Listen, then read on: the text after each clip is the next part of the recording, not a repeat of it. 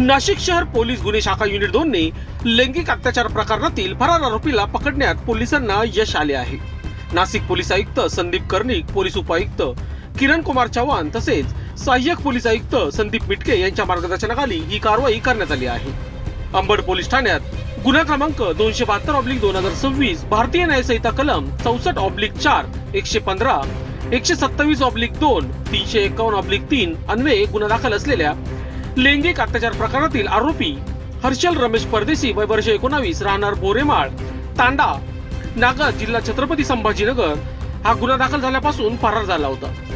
गुन्हे शाखा युनिट 2 चे अधिकारी आरोपीचा शोध घेत असताना गुप्त बातमीदारामार्फत बातमी मिळाली की आरोपी बोरेमाळ तांडा, नागद, जिल्हा छत्रपती संभाजीनगर येथे असल्याची माहिती मिळाली। त्यानुसार सहाय्यक पोलीस निरीक्षक हेमंत तोडकर यांच्या पथकाने कन्नड ग्रामीण पोलीस स्टेशन हद्दीत जाऊन सापळा रचला।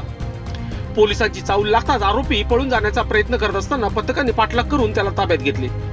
चौकशीत त्याने आपले नाव हर्षल रमेश परदेशी, वय वर्ष 19 असे सांगितले व गुन्ह्याची कबुली दिली। त्यानंतर पोलीस कारवाईसाठी आरोपीला नाशिक येथे आणून अंबड पोलीस ठाण्याच्या ताब्यात देण्यात आले आहे।